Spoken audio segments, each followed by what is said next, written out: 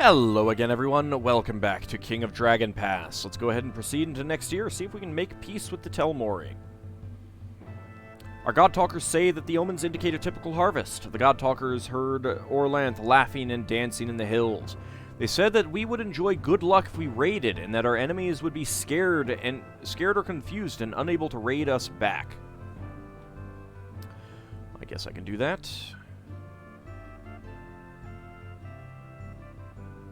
What the hell, let's just put points into everything.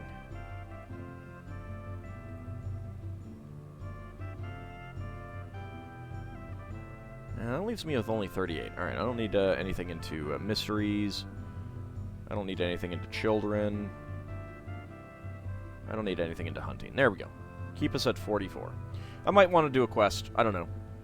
At this point, I mean, we've done all the quests, so it's just like, you know, if something happens and we feel like we need to do a quest to fix a bad situation kind of thing. Alright, but we're going to want to raid, so we'll try that. Proceed. We have a new noble.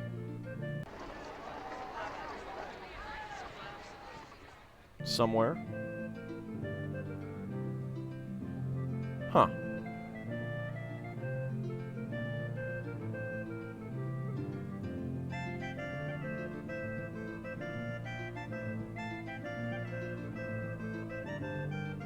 Nope, I guess not. I'm not sure exactly what, you know, I mean, this may include nobles who are, like, underage, but I'm not sure. I don't know exactly how that works. Because we definitely don't have 45 people or 46 people if we go into reorganize. We do have a new noble. Clan mood is still jubilant. So we're not going to raid this year. Let's see if we can get some more weapon things, though. I mean, not this season, I mean. Wait until fire season. And we'll do an actual raid, not a cattle raid. Too many hunters for the wildlands, oh no! Oh, hello. One of your Carls, Vandarl, is caught with a secret supply of clear wine, the magical wine made by the Kolamar tribe. The problem is that he somehow acquired these trade goods without going through the clan ring. This infraction infringes on the traditional rights and privileges of the ring. Shame him before his fellows. We must not seem too weak or too harsh. Show him up in front of the others. Vandarl has offended nearly all of the weapon thanes at one time or another. Vandarl is very popular among the Carls. His offense may seem minor, but it eats at the very root of our authority. Vandarl is very popular among the Carls. Part of his punishment should involve our drinking his wine. Confiscate the wine, warn of serious punishment next time. Forgive him, allow others to break the traditional rules. Shame him, outlaw him, reassign Vandarl's herds, making him and his family cotters. We will shame him before his fellows. We stood him up before his fellows and held him out as an example of disobedience towards chosen leaders. The people had a good laugh at Vandarl's expense. Alright, still sea season.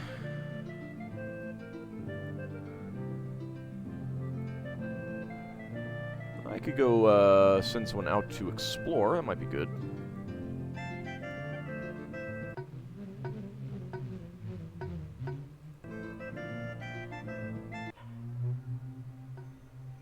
Vinga was not moved by our sacrifice.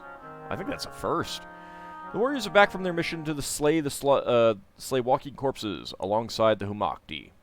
They said that the fighting was fierce and 2 of them were slain. They said there was no treasure to be found in the monster's lair, but that was the way with the walking corpses.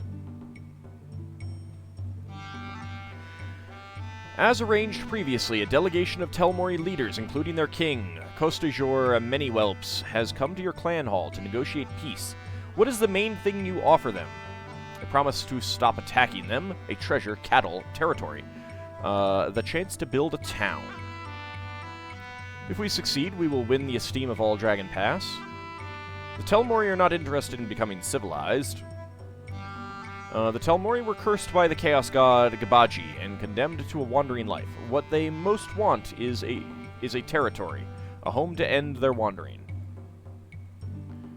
They started the war, and they are winning it. It would be foolish to promise them nothing more than an end to the fighting. Offer them 40 cows every year. Land is the most valuable gift, and we have more of it than we need. We can trust them, for they are ruled by men, not women. We'll give them territory, then.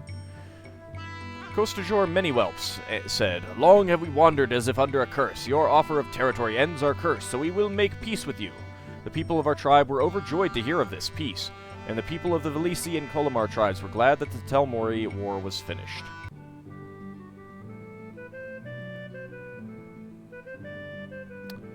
I think we did lose some land out of that.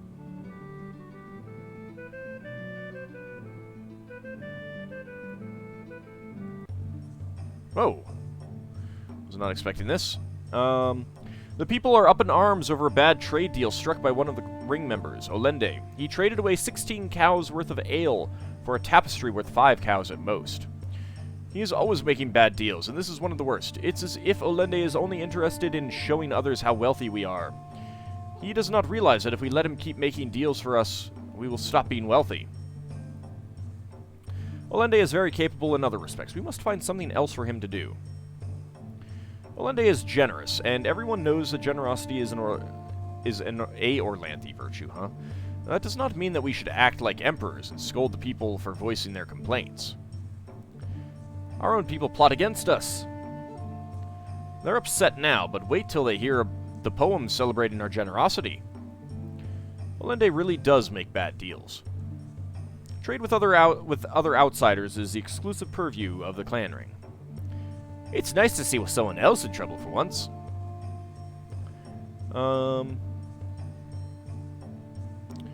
It is good to show others how wealthy we are. Let's go with that.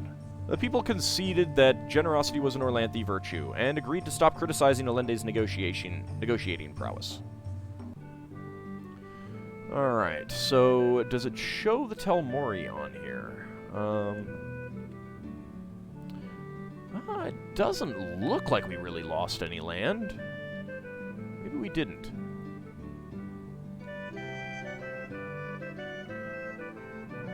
I don't know where they would be.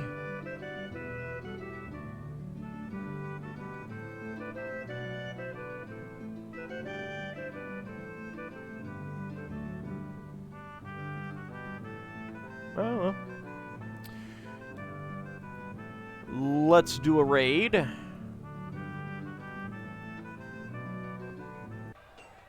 On the turtles, of course. We'll send everyone. Let's call on the...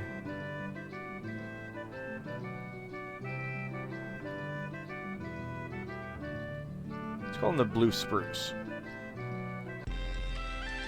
The Blue Spruce sent 33 warriors. We eluded the turtle patrols, and our 35 weapon thanes and 272 footmen are facing only 5 weapon thanes and 78 swordsmen. Plunder and charge. Let's do it.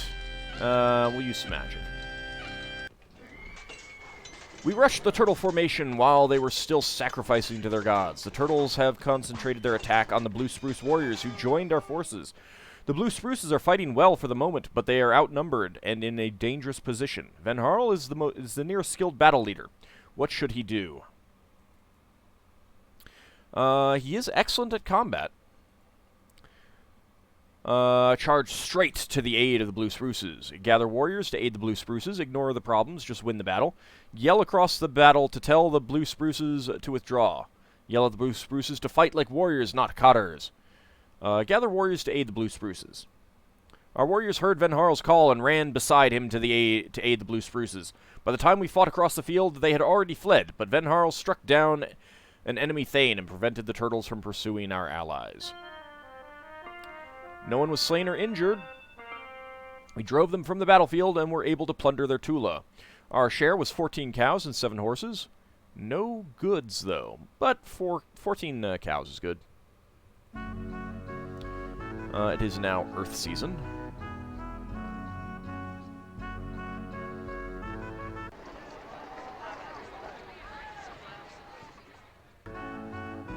Still no one else knew. I'm not sure if it just ticks up in the new year or not, but... what else could we do?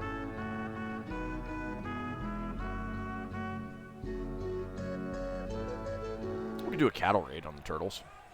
We do want more cows. The Feared refused to muster. They said this was harvest time, not raiding time. The Weapon Thanes refused to raid without the Feared to support them. Oh. Jerks, it was only 10.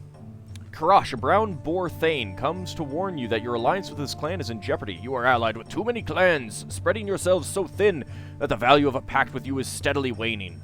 How can we count on you for help in raids when we know you might have committed those warriors to help someone else? Let's see. The Genesni of all of our allies have the worst attitude towards us. We should drop them. We have taken on so many allies that we cannot meet our obligations to all of them, but if we drop one, we will offend its people. We can't drop anyone, for they will spread false rumors about us if we slight them so. We are stronger than they are, remind them of this. We should give him 20 head of cattle, or goods worth 20 head of cattle. Alliances between Hjortling clans go this way, then that way, then the other way. I'm not sure about this. We'll give him gifts as a token of our commitment to his tribe. Here, have, okay, maybe not 40 goods. 45, there you go. Crush said that he would take the gifts back to his clan leaders, who would take our generosity into consideration. See, look. I mean, we may not always be able to allocate warriors, but we're generous to our friends.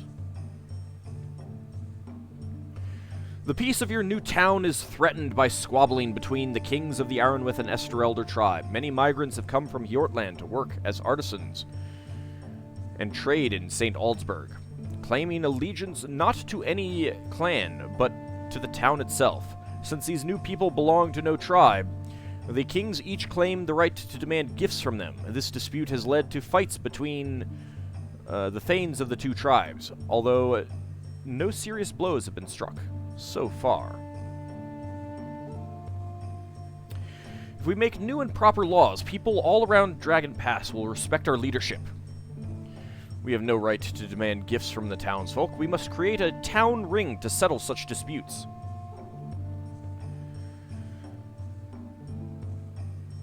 If we quarrel, a great destiny will pass us by. That could be good. These disputes will continue so long as there is no proper authority to govern the town. But I think that the town ring is what's necessary. By making new and righteous laws for this new town, we bring ourselves closer to our great destiny. If we act generously, people all around Dragon Pass will respect our leadership. If everyone demands gifts from the townsfolk, they will stop coming here. Then everyone will lose out. Greed will attract greed. We are ripe fruit in danger from these worms within, and ripe for plucking by those outside. When tragic King Erath was felled, the boar of pestilence strode the streets of Erat town and drove the people from its city. Thank you for that, those wise words, Yorsar. We must create a town ring to settle such disputes. They thought on this for a while, then said, "We are fighting because there is no one to make final decisions in this new town. You are right. The only way to preserve this town, which makes wealth for us, is to create a town ring." And so the three tribes made a town ring, each of them seating some of its own members on the ring. It is still Earth season.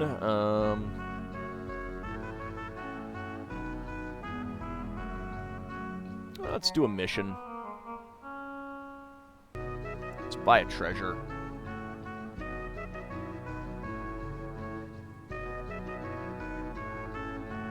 Yeah, we'll go with the brown boars.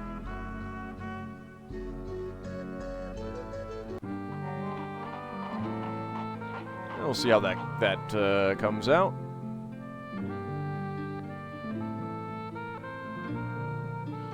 Alright, well,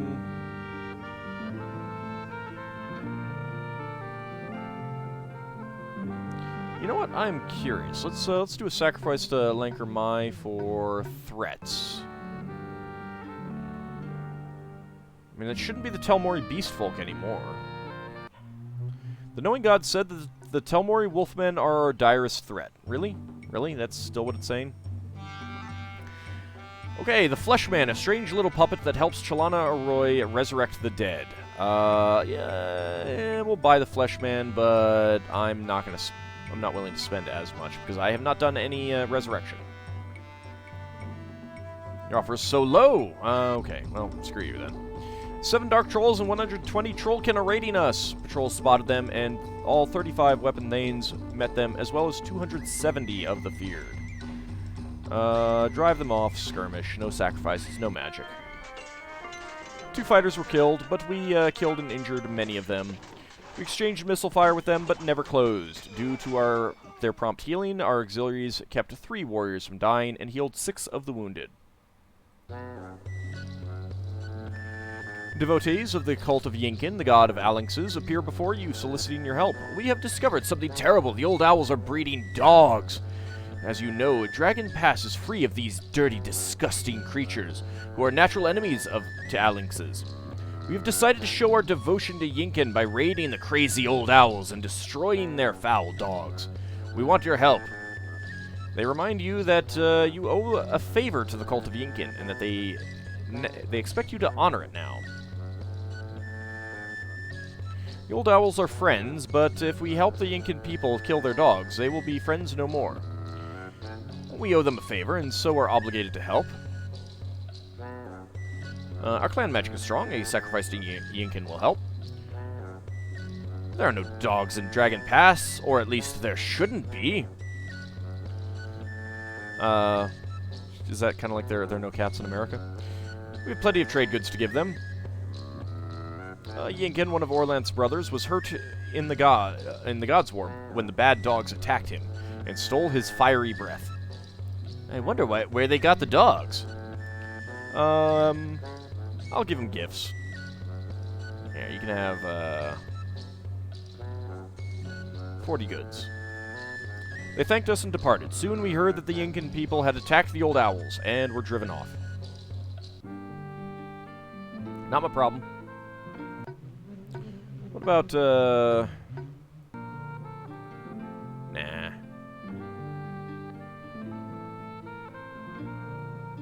Don't really need to do anything there. Let's go ahead and fix our patrols. And we'll try a cattle raid on the turtles. I want more cows. We had to abandon our cattle raid against the turtles because their weapon thanes were riding in force as if they planned to raid another clan's cattle. They saw us, so we left before they could summon the feared. The Tadanlings have a new chief, Asborn. He is known for his irreverence and his love of good ale. Their former chief, Elusu, stepped aside after a series of humiliating defeats on the field of battle. Horse spawn come to St. AuldDragon and surround its walls. They haven't attacked the town yet, but from their postures it is clear that they might do so at any time. Saraska was a fool who tried to make a kingdom by threatening war. We have found another way. Offer marriage between Kalai and the Feathered Horse Queen. Offer them tribute if they leave the town unmolested. Tell them that the town is part of a great destiny. Tell them that they will be destroyed if they attack. Making peace with our long-standing enemies would seal our place in the sagas. The town is a part of a great destiny. We have united warring tribes and sought peace with the Telmori. The next stage is unison with our union with our worst enemies, the Horse-spawn. Although the Horse-spawn are among our most fearsome foes, I may be able to bluff them into withdrawing. We cannot let the town be destroyed. It is too important to trade. These Horse-spawns seem to speak our language much better than they used to. Either they learn quickly, or we are dealing with higher-ranking folk than we ever have before. I have yearned for this day, this final day of blood. You're gonna be missing out, Yorsar. Offer marriage between Kalai and the Feathered Horse Queen. At first, the Horse-spawn were angry. Then they laughed. Then something strange happened. Their grizzled elders spurred their horses to the middle of the formation, where their war leaders were. They consulted with their war leaders, who looked surprised and confused. Their parley lasted for a long time. Then their war leader spoke up. It may be that there are certain prophecies.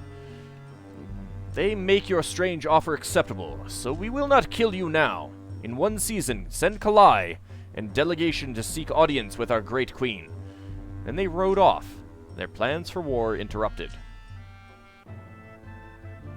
Okay. I think we should celebrate with a cattle raid on the turtles.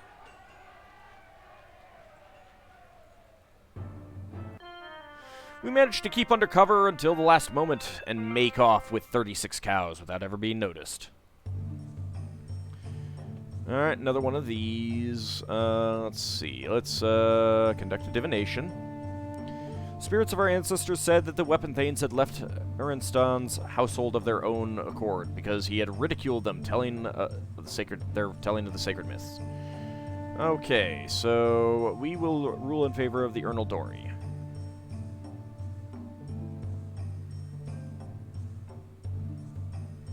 Dizarada praised the sagacity of our king and gifted us with a set of silver rings.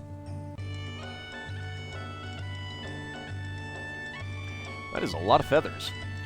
It is time for Kalai to lead a delegation to meet with the Feathered Horse Queen, where he will pursue his offer of marriage to the Horse Spawn Monarch. I will point out that Kalai did previously have an event where he had it indicated he had a daughter, so he's clearly already married. But hey, what's polygamy really? Anyway, right? How old are you? He's 59 too. But, I mean, he's excellent at bargaining, excellent at combat, excellent at custom, heroic at leadership, heroic at magic. I think that's the best guy I've ever had in one of these games. He's very good at animals and good at plants, too. Alright, it is time for Kalai to lead a delegation to meet with the Feathered Horse Queen, where he will pursue his offer of marriage to the Horse Spawn Monarch. The entire clan ring goes with him to witness these negotiations, and, if need be, to defend their king. What is the first thing Kalai does upon meeting the Feathered Horse Queen? Break off negotiations. No. Offer her gifts. Promise to stop calling her people horse spawn. Propose marriage. Remind her of the good things you have done for her people. She will not necessarily agree to this match. First, I must prove my goodwill, my sincerity, and my worth. Before you do anything else, promise not to call them horse spawn anymore. We must soften them up before proposing marriage. This marriage will be unprecedented, but the prophets have been hinting at it, and Orlanth didn't change the world by doing what everyone else had done before him. Before you do anything else, offer her gifts as much as we can afford. Anything less than 20 cows will seem like less than a trifle to her. Before you do anything else, offer her at least 10 cows worth of gifts. The Feathered Horse Queen hates delays and flattery. Start right with the marriage proposal. Let's offer her gifts. Yeah, we'll go with 75 goods. The Feathered Horse Queen graciously accepted Kalai's gifts. She gave him a sword and bracelet woven of horsehair in exchange. What does Kalai do next? Promise to stop calling her people horse spawn. From now on, the Feathered Horse Queen said, you must call us what we call ourselves, grazers. Okay. Let's go ahead and propose marriage. This seems kind of douchey. Remind her of the good things you have done for her people. The Feathered Horse Queen says that she will sponsor a contest. In order to win the contest, Kalai must pass 3 great tests of Earth. The tests will be chosen by Ferena Brewslayer, the High Priestess of Marangor. The winner of the contest gets to marry her and become King of Dragon Pass. Kalai will be one of several contestants. I will accept these terms. We drank a ritual toast with the grazers to ask for blessings on all of us.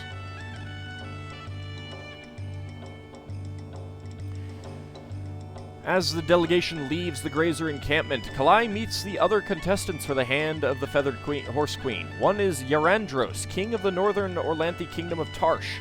The other is Jaralor, king of the local Velisi tribe. Attack them! No. Aha! Now I see who would also be king of Dragon Pass. Dealing with rivals is fraught with opportunities for insult. It is best to ignore them and let the king continue on his quest. Ignore them, go straight to Ferena Brewslayer's temple.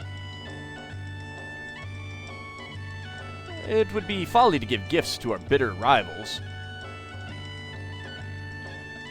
It would be folly to attack them, but a well-phrased taunt or two would bring cheer to our warriors' hearts. The Tarshites respect us. We should speak reassuring words to their king. It is always good manners to give gifts. We should have started a war with Tarsh long ago. We'll go ahead and give gifts. I like that idea.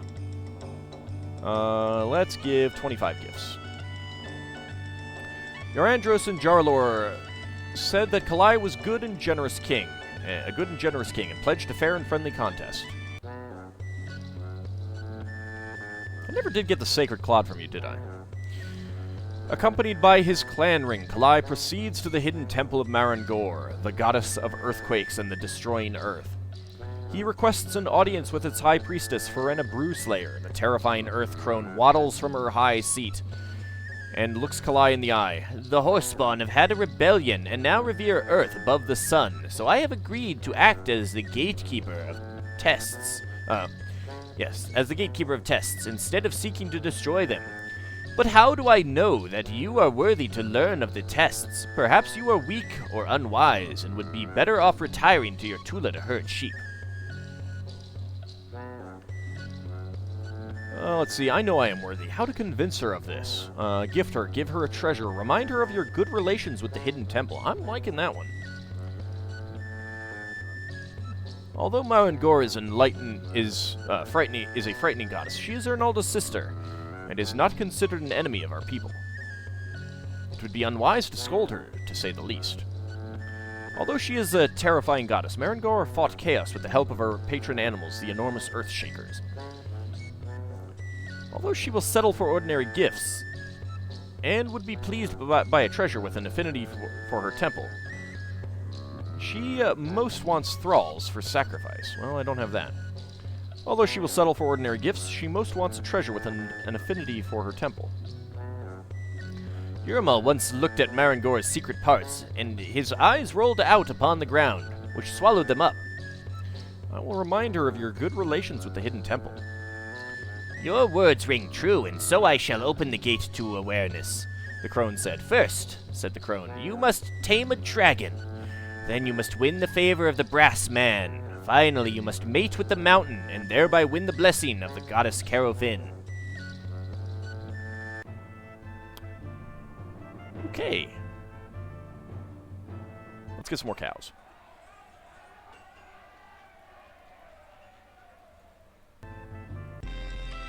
Oh, the turtles met us. Alright, 5 weapon thanes and 10 footmen are facing 4 weapon thanes and 22 swordsmen. I'm going to use some magic. I'm going to survive and evade.